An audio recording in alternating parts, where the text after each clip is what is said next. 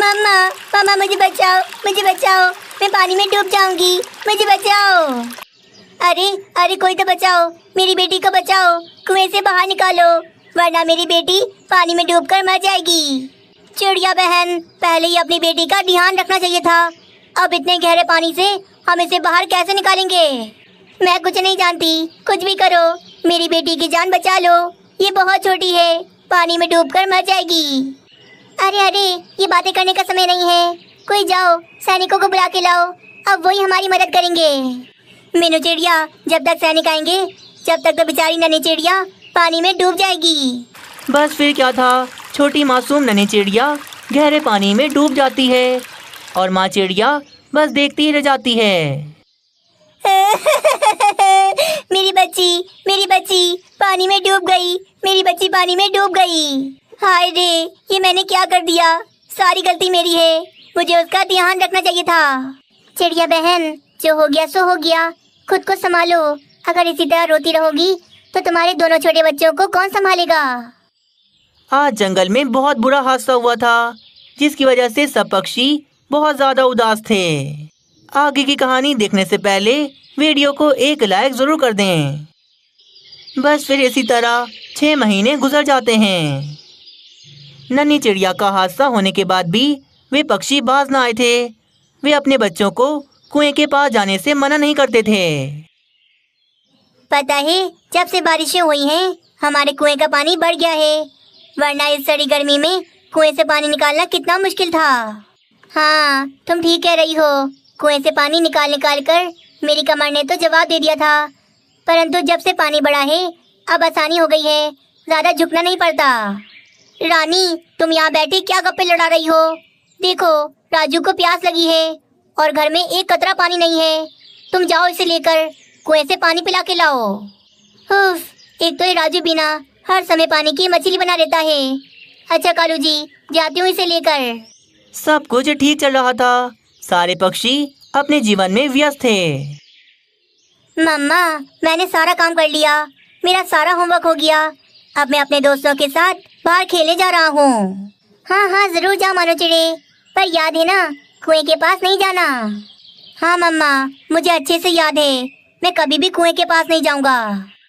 जंगल में मीनू चिड़िया के अलावा बाकी सारे पक्षी लापरवाह थे। वे अपने बच्चों का बिल्कुल ख्याल नहीं रखते थे।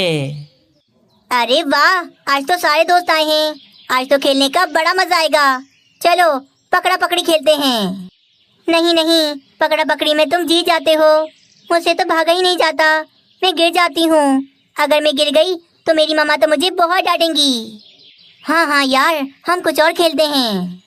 अरे देखो, नन्हा तोता अपनी नई फुटबॉल लेकर आया है, चलो फुटबॉल के साथ खेलते हैं, बड़ा मजा आएगा।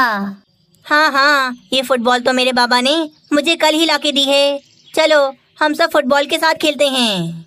बस फिर सारे नन्हे पक्षी फुटबॉल के साथ खेलने लग जाते हैं। तभी अचानक तोता जोर से टक्कर मारता है और वे फुटबॉल तो कुएं के पास चली जाती है। अरे, इतनी जोर से टक्कर मारने की क्या जरूरत थी? देखो, फुटबॉल तो कुएं के पास चली गई और वहां जाना तो खतरनाक है। मानो चिड़े, तुम चुप करो, हमें कुएं से ना डराओ। मैं अपने बाबा का बहादुर बेटा हूँ, मैं नहीं डरता किसी से। हाँ हाँ, डरता तो मैं भी किसी से नहीं हूँ। मेरे बाबा कहते हैं, जो डर गया वो मर गया। यार दोस्तों, अभी हम सब बच्चे हैं, जो चीज़ खतरनाक हो हमें उससे दूर रहना चाहिए। और मेरी मामा ने तो मुझे कुएं के पास जाने से सख्ती से मना किया है, इसीलिए मैं तो नहीं जाऊंगा वहाँ पर। फिर नन्ही बुलबुल बॉल लेने के लिए कुएं के पास चली जाती है और वे बॉल लेकर वापस आ जाती है। बस फिर दोबारा से सारे बच्चे खेलने लग जाते हैं। कुछ देर के बाद दोबारा ज़्यादा जोर से टक्कर लगने पर वे फुटबॉल तो सीधा अब कुएं के अंदर चली जाती है। अरे रे, मेरी फुटबॉल कुएं में चली गई। राजू कौवे, ये तुमने क्या किया? दोस्तों, कुएं के करीब अब दोबारा न जाना। नन्हे तोते, तुम्हारी फुटबॉल तो अब कुएं के अंदर चली गई, अब ये वापस नहीं आ सकती। चलो चलो, हम कुछ और खेलते हैं। तुम चुप करो मानो चिड़े, मेरे बाबा ने फुटबॉल मुझे कल ही दिलाई थी, मैं जाऊंगा और वे फुटबॉल कुएं के अंदर से लेके आऊंगा। ये कहकर नन्हा तोता कुएं के पास फुटबॉल लेने चला जाता है और वे तो कुएं की दीवार पर आकर बैठ जाता है। प्यारे दोस्तों, इस कहानी का दूसरा भाग देखने के लिए कल तक का इंतजार करें। कबूतर, आज से 6 महीने पहले तुमने मुझसे 5,000 रुपए उधार लिए थे। मेरे पैसे मुझे कब वापस करोगे? मुझे जरूरत है। अरे मीनू चिड़िया, पैसे होंगे तो दूंगा ना। तुम 1 महीना रुक जाओ, मैं तुम्हारे सारे पैसे तुम्हें लौटा दूंगा। कैसी बात कर रहे हो कबूतर? तुम्हारे अपने तो सारे काम चल रहे हैं, बस मेरे पैसे ही नहीं है तुम्हारे पास। मैं तुम्हें 1 महीने का समय देती हूँ, मेरे पैसे मुझे वापस करो। मैं कोई अमीर नहीं हूँ जो मुझे पैसों की जरूरत नहीं होगी। बस इतना कहकर मीनू चिड़िया वहाँ से चली जाती है। अरे बाप रे, पीछे ही पड़ गई है तो। पर क्या करूँ, इसे पैसे दे दिए तो मेरा घर कैसे चलेगा, और पैसे ना दिए तो ये मीनू चिड़िया जाकर महाराज से मेरी शिकायत कर देगी। कुछ करना होगा, कुछ भी करके इसके पैसे तो लौटाने होंगे। मैं कबूतर से सख्ती से कह के आ रही हूँ कि अगले महीने लाजमी मेरे पैसे मुझे लौटा दे। मानो बेटा, तुम चिंता ना करो, मैं अगले महीने तुम्हारी सारी फीस स्कूल में जमा करवा दूंगी। हाँ मम्मा, अगले महीने तो लाजमी भरवा देना, वरना टीचर तो मुझे स्कूल से निकाल देंगी। ऐसे कैसे निकाल देंगे? हम गरीब हैं तो क्या हमारे साथ ऐसा करेंगे? स्कूल वालों ने तो लूटामारी मचा के रखी है। तुम चिंता न करो मानो चिड़े, मैं तुम्हारे स्कूल जाऊंगी और बात करूंगी। मीनू चिड़िया बिल्कुल भी अमीर नहीं थी। सोनू चिड़े के जाने के बाद तो वे अपने घर का गुजारा बहुत मुश्किलों से करती थी। फिर देखते ही देखते दिन बीतते जाते हैं और पूरा 1 महीना गुजर जाता है। एक दिन की बात है, कबूतर मीनू चिड़िया के घर पर काफी सारे ड्रम लेके आ जाता है। मीनू चिड़िया, मैंने बहुत मेहनत की, परंतु मैं तुम्हारे 5,000 रुपए तुम्हें नहीं दे सकता। इसीलिए मेरे पास ये 10 ड्रम पड़े हैं, तुम पैसों के बदले मुझसे ये ड्रम ले लो। क्या? पर कबूतर, इतने सारे ड्रम का मैं क्या करूँगी? मुझे तो पैसों की जरूरत है। तुम तो जानती हो ना मैं कितना गरीब हूँ। 3 महीने पहले मेरी पत्नी को हार्ट अटैक आ गया था, जिसकी वजह से अब मेरे सारे पैसे उसके इलाज में लग जाते हैं। मुझे माफ करना यार, मैं तुम्हारे पैसे तुम्हें नहीं लौटा सकता। तुम मुझसे ये ड्रम ले लो और हिसाब पूरा करो। मीनू चिड़िया कबूतर का मासूम चेहरा देखकर भावुक हो जाती है। उसे क्या पता था कि कबूतर तो अंदर से बहुत ही चालाक है। अच्छा कबूतर, तुम परेशान ना हो ज्यादा। तुम्हारे पास पैसे नहीं है तो कोई बात नहीं, मैं तुमसे तुम्हारे ये सारे ड्रम ले लेती हूँ। ये सुनकर कबूतर तो बहुत ज्यादा ही खुश हो जाता है। बेवकूफ चिड़िया, जरा सा रोना धोना किया, पिघल गई मेरी बातों में। चलो, अब इसके उधार की चिंता तो मेरे सर से गई। खुशी खुशी कबूतर फिर वहाँ से चला जाता है। मैंने कबूतर की मजबूरी को देख के इतने सारे ड्रम तो ले लिए, पर अब मैं क्या करूँगी इन ड्रम का? मुझसे कौन खरीदेगा? मम्मा, आपने बिल्कुल अच्छा नहीं किया। हम क्या करेंगे इतने सारे ड्रम का? आपको पैसे लेने चाहिए थे। अब मेरी स्कूल की फीस कैसे भरेगी? मुझे स्कूल से निकाल देंगे। आपको मेरा बिल्कुल ख्याल नहीं है, हमेशा दूसरों का ही सोचती रहती हो। मानो चिड़ी, तुम ये मुझसे किस तरह बात कर रहे हो? तुम्हें चिंता करने की कोई जरूरत नहीं है, मैं सब कर लूंगी। फिर रात हो जाती है, दोनों माँ बेटा आराम से सो जाते हैं। अरे माँ, तुम कब आई? और ये क्या, अपने साथ ये क्या लेके आई हो? मेरी बेटी, तेरे घर में तो बहुत गर्मी है, तेरा घर तो बहुत गर्म है। देख, मैं तेरे लिए ये ठंडी हवा देने वाला कूलर लेके आई हूँ। वाह, ठंडी हवा देने वाला कूलर। पर माँ, ये किसने बनाया? ये कूलर तो वाकई में बहुत ठंडी हवा दे रहा है। अरे बेटी, तू भूल गई इतनी जल्दी? ये कूलर तूने ही तो बनाया था, तेरे हाथ का बना हुआ कूलर है ये। मैंने बनाया था, पर माँ मुझे तो याद नहीं आ रहा कि मैंने ये कूलर कब बनाया। बस फिर मीनू चिड़िया की माँ ये कहकर वहाँ से जाने लगती है। माँ कहाँ जा रही हो? मुझे बता के तो जाओ, इतना बढ़िया कूलर किसने बनाया? तभी ही मीनू चिड़िया की आँख खुल जाती है और उसका सपना टूट जाता है। अच्छा, तो ये सपना था मेरा। तभी मीनू चिड़िया की नजर अपने घर में रखे हुए उन सारे ड्रमों पर पड़ती है। वाह, मिल गया उपाय मुझे। मेरी माँ की क्या बात है, उन्होंने सपने में ही मुझे इतना बढ़िया उपाय दे दिया। मुझे समझ आ गई कि इतने सारे ड्रमों का मुझे अब क्या करना है। मैं अब कमाऊंगी पैसे, वो भी बहुत सारे। फिर अगले दिन सुबह मीनू चिड़िया बाजार कुछ सामान लेने के लिए चली जाती है। थोड़ी देर के बाद मीनू चिड़िया बाजार से एक छोटा फैन और साथ में उसकी जाली भी लेकर आती है। मम्मा, आप ये क्या कर रही हो? मुझे बताओ तो। मानो बेटा, तुम बस अब देखते जाओ कि मैं क्या करती हूँ। मीनू चिड़िया फिर एक ड्रम को लेकर उसे बीच में से काटने लगती है। वे ड्रम को बीच में से गोल सा काट देती है।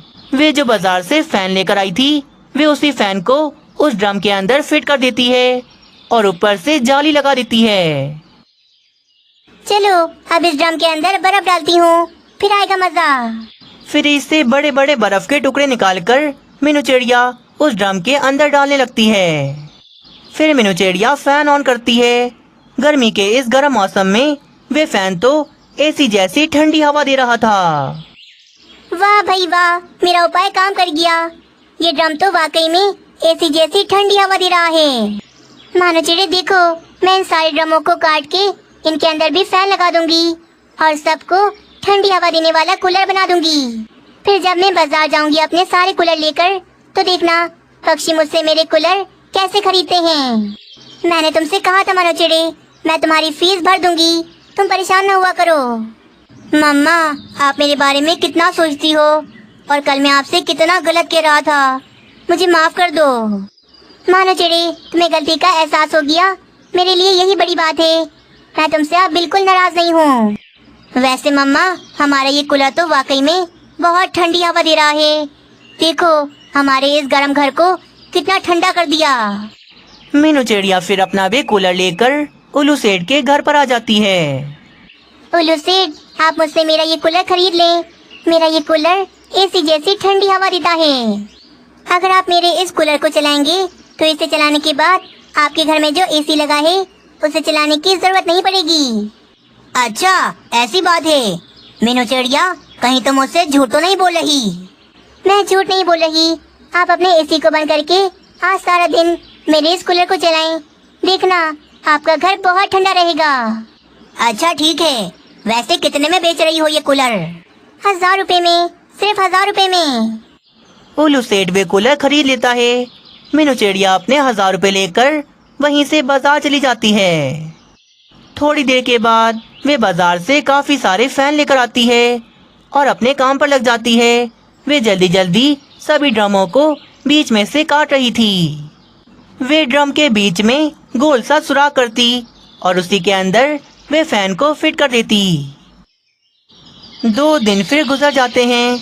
आज के दिन मीनू चिड़िया अपने सारे ड्रम वाले एसी ठेले पर रखकर जंगल में आ जाती है। आओ पक्षियों आओ, गर्मी के इस मौसम में सस्ता एसी ले लो। नए आविष्कार के साथ ड्रम वाला एसी ले लो। थोड़ी देर के बाद वहाँ पर कालू कौवा आता है। अरे ये क्या चीज है मीनू चिड़िया? ड्रम के अंदर तो पानी भरते हैं, तुमने ये क्या बना दिया? कालू कौवे, तुम इसे लेकर तो जाओ, फिर तुम्हें पता लगेगा क्या बढ़िया चीज है ये। मीनू चिड़िया को देखकर वहाँ पर और भी काफी सारे पक्षी आ जाते हैं। अरे मीनू चिड़िया, ये तो मामूली सा ड्रम है, तुम इसे इतना महंगा क्यों बेच रही हो? क्या खासियत है इसमें? पक्षियों, एक बार मुझसे लेके तो जाओ, फिर देखना तुम सबको पता चल जाएगा क्या बढ़िया चीज है ये। बस इसके अंदर बर्फ के टुकड़े डाल देना, फिर देखना क्या ठंडी ठंडी हवा देगा ये। सारे पक्षी मीनू चिड़िया की बात पर भरोसा कर लेते हैं और मीनू चिड़िया से वे ड्रम वाला एसी खरीदकर अपने घर में ले आते हैं। रात हो जाती है। जंगल के सभी पक्षी मीनू चिड़िया का वे ड्रम वाला एसी चलाकर ठंडी ठंडी हवा में आराम से सो रहे थे। कबूतर जी, जंगल के सभी पक्षियों ने ड्रम वाला एसी खरीद लिया। आप भी जाएं, जाकर भी लेकर आएं। देखें ना हमारे घर में कितनी गर्मी होती है। हाँ, गर्मी तो है बहुत। चलो ठीक है, मैं जाता हूँ और वे ड्रम वाला एसी लेकर आता हूँ। कबूतर को पता नहीं था कि ये काम तो मीनू चिड़िया कर रही है। वे ड्रम वाला एसी लेने मीनू चिड़िया के पास चला जाता है। अरे भाई कहाँ हो? मुझे ये ड्रम वाला एसी चाहिए। मीनू चिड़िया जैसे ही सामने आती है तो कबूतर तो मीनू चिड़िया को देखकर हैरान रह जाता है। अरे अरे मीनू चिड़िया, तुम ये ड्रम वाले एसी बेच रही हो। कबूतर, तुम्हारे पास तो पैसे नहीं थे, तो अब ये ड्रम वाला एसी तुम कैसे लोगे? कबूतर की सच्चाई मीनू चिड़िया के सामने आ जाती है। कबूतर तो बहुत ज्यादा शर्मिंदा हो जाता है। जंगल के सभी पक्षियों ने मिलकर अपनी जमीन पर गंदम, चावल और दालों की फसलें लगाई हुई थीं। बस जल्दी से बारिश हो जाए ताकि हमारी फसलें बड़ी हो जाएं और हमें ज्यादा मुनाफा मिले। मीनू चिड़िया, दूसरे जंगलों में तो बारिशें हो गई कब की, अब हमारी बारी है। हमारे जंगल में भी जल्द ही बारिशें होने वाली हैं। 2 दिन गुजर जाते हैं। अगले दिन सुबह से ही ठंडी हवाओं के साथ बारिशें शुरू हो जाती हैं। अरे वाह वाह, बारिशें हो गई, बारिशें हो गई। अब ये फसलें पककर बड़ी हो जाएंगी और हमें ज्यादा मुनाफा मिलेगा। हाँ, हमारे पूरे साल की मेहनत अब रंग लाने वाली है। मुझे तो बहुत खुशी हो रही है। हाँ, तो खुशी क्यों ना हो, हमने पूरा साल उन फसल पर मेहनत की है। धूप गर्मी में भी उनका बहुत ख्याल रखा है। अब बारिश के बाद हमारी सारी फसलें पक जाएंगी, फिर उन्हें बेचकर हम ज्यादा मुनाफा कमाएंगे और जो भी पैसे होंगे वे आपस में बांट लेंगे। लगातार आज सारा दिन ही बारिशें होती रहती हैं। बारिश का पानी मिलने से पक्षियों की फसलें और भी ज्यादा ताज़ा हो गई थीं।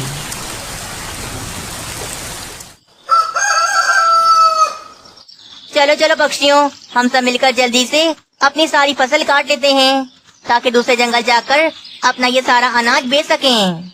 हाँ, हमें अभी से ये काम को शुरू करना पड़ेगा। जंगल में बारिश का मौसम चल रहा है, क्या पता कब बारिश शुरू हो जाए। तभी वहाँ पर कालू कौवा भी आ जाता है। अरे ये क्या, पागल हो गए हो तुम सब? ये क्या बोल रहे हो?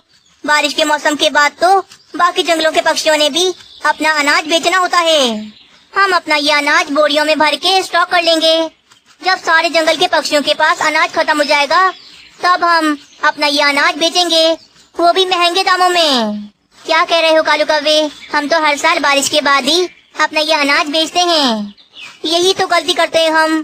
पूरा साल मेहनत करके फसल लगाते हैं और जब सब पक्षियों के पास अनाज होता है तो तब जाकर हम कम दामों में अपना ये अनाज बेच देते हैं। मेरी बात मानो, इस साल हम ये सारा अनाज जमा करके रखते हैं। जब सबके पास अनाज खत्म हो जाएगा तो हमारे पास होगा और हम इसी अनाज से दुगना तिगना फायदा उठाएंगे। वैसे कालू कौवे की बात तो ठीक है, 3-4 महीनों के बाद हमें इसी अनाज के दुगने तिगने दाम मिलेंगे। पक्षियों, हमें ज्यादा लालच नहीं करनी चाहिए। वैसे भी बारिश का मौसम चल रहा है, अगर ज्यादा बारिशें हो गई तो इन फसलों को हम कहाँ संभालेंगे?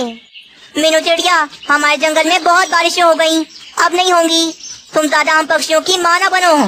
देखो पक्षियों, तुम सब इस मीनू चिड़िया की बात ना मानो। अगर ज्यादा पैसे कमाने हैं तो मेरी बात मानो। कालू कौवे के मन में हर वक्त लालच रहती थी। पक्षी भी उसकी बातों में आ जाते हैं। हाँ रे हाँ, मैंने तो पूरा साल मेहनत की, धूप में काम कर करके काली हो गई। अगर मुझे मेरे अनाज से ज्यादा मुनाफा मिलेगा तो इससे अच्छी बात मेरे लिए और क्या हो सकती है। बुलबुल बहन, तुम लालच ना करो। वैसे भी इतने सारे अनाज को छुपाकर हम कहाँ रखेंगे? ये तो गलत बात है। हमने पूरा साल जितनी भी मेहनत की है उसका पैसा तो हर साल हमें मिल ही जाता है। वैसे भी लालच करने से हमेशा नुकसान ही हुआ है। तोते, तुम चुप करो वरना लगाऊंगा एक तुम्हें। अपनी ईमानदारी अपनी जेब में रखो। याद रखो पक्षियों, जब तक हम कोई गलत काम नहीं करेंगे हमें ज्यादा पैसे नहीं मिलेंगे। कालू कौवे, तुम क्या सिखा रहे हो पक्षियों को? तुम्हें अगर इतनी लालच है तो अपना अनाज लो और यहाँ से जाओ। हम पक्षियों को गलत बातें ना सिखाओ। मीनू चिड़िया, तुम आज कुछ ज्यादा बोल रही हो। रुको जरा, अभी बताता हूँ। कालू कौवा गुस्से में मीनू चिड़िया को जोर से लगाता है। कालू कौवे, तुमने ये क्या किया? क्यों मारा मुझे? मैंने अभी एक ही मारा है, दोबारा मेरे बीच में आई तो इसे ज्यादा मारूंगा। मेरा नाम कालू कौवा है, कालू कौवा। बहुत बुरा कौवा हूँ मैं। मीनू चिड़िया, जाने दो यार, ये शैतान कौवा है। और इन पक्षियों को भी छोड़ो। अगर इन्हें लालच करनी है तो करें, हमें क्या, इन्हें सजा खुद ही मिल जाएगी। बस फिर मीनू चिड़िया और तोता मिलकर अपना अपना अनाज वहाँ से काटने लगते हैं।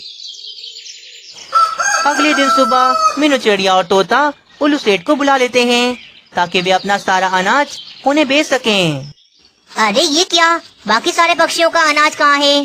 क्या इस साल ये सारे पक्षी मुझे अपना अनाज नहीं बेचेंगे? मुझे नहीं पता, शायद इन पक्षियों के मन में लालच आ गई है। पर उल्लू सेठ, आप मेरे और तोते का अनाज ले लें और बदले में हमें पैसे दे दें।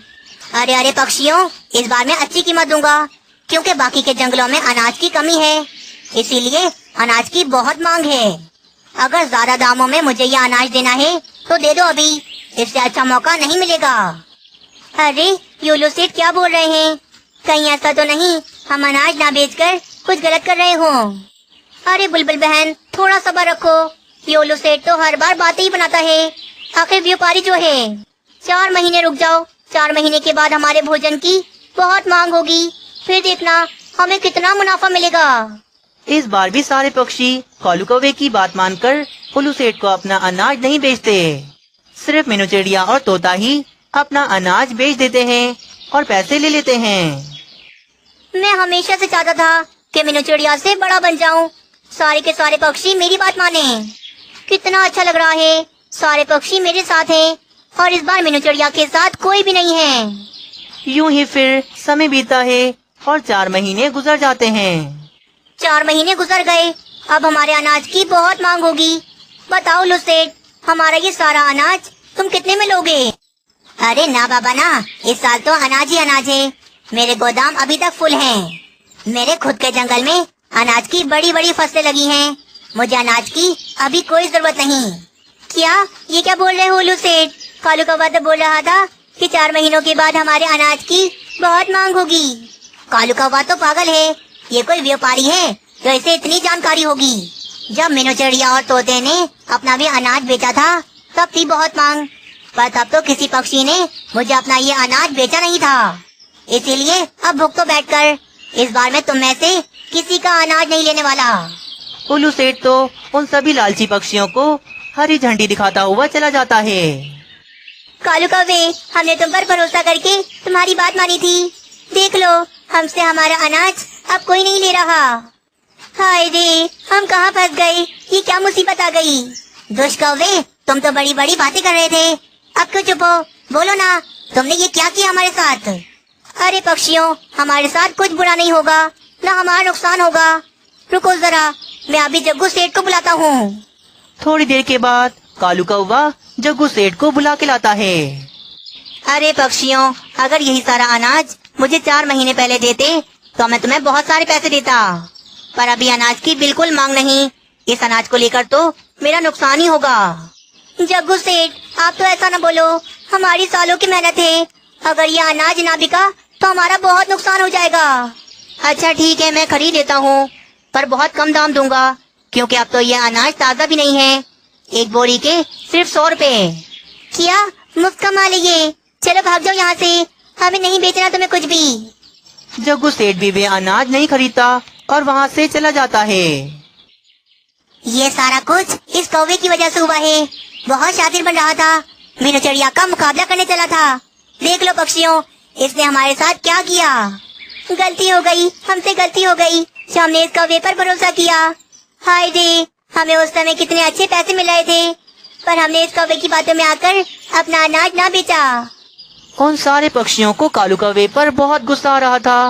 वे कालू कौवे को बहुत मारते हैं और अपना गुस्सा निकालते हैं।